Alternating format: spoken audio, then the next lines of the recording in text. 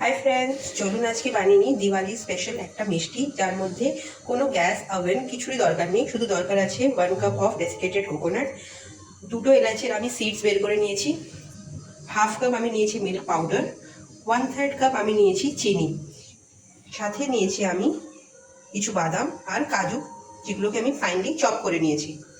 সবকটাকে আমি এবার মিক্সিং জারে দিয়ে দেবো আর পেস্ট বানিয়ে নেবো। দেখুন, সবকটাকে আমি মিক্সি জারে দিয়ে দিয়েছি। এবার আমি এটাকে একটা ফাইন পেস্ট বানিয়ে নেবো। দেখুন, আমার এই গ্রাইন্ড করে হয়ে গেছে। এবার আমি একটা কন্টেনারে এটাকে ঢেলে নেব।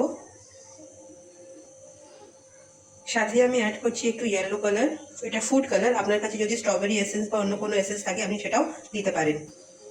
আমি নিয়েছি 1/3 কাপ মতন দুধ। এবার আমি ধীরে ধীরে করে একটু একটু দুধ এর মধ্যে দেবো আর একটা ডো ফর্ম করে নেবো। দুধটা খুব অল্প দেবেন, যাতে একদমই লিকুইডই না হয়ে যায়। আমাদের এটা একটু ডো ফর্মে চাই। দেখুন কি সুন্দর ইয়েলো কালার চলে এসেছে। এবার আমি এর মধ্যে থেকে একটুখানি 1 চামচ মতন ডো নিয়ে এই ড্রাই ফ্রুটসের সাথে মিক্স করে নেবো,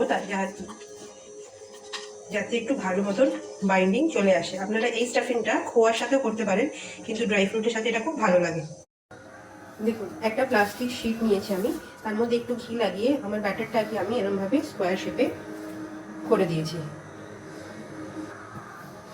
দেখুন, এবার আমি স্টাফিংটাকে এক সাইডে রেখে এবার প্লাস্টিক শিট সময় যেটাকে ভালো করে টাইট করে ফোল্ড করব।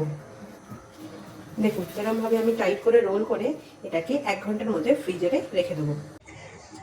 দেখুন, এই মিষ্টিটা বানিয়ে আমি 1 ঘন্টা ফ্রিজে রেখে দিয়েছিলাম। এবার এটা ভালো করে সেট হয়ে গেছে। এবার আমি এটাকে খুলে গোল গোল পিস করে কেটে নেবো।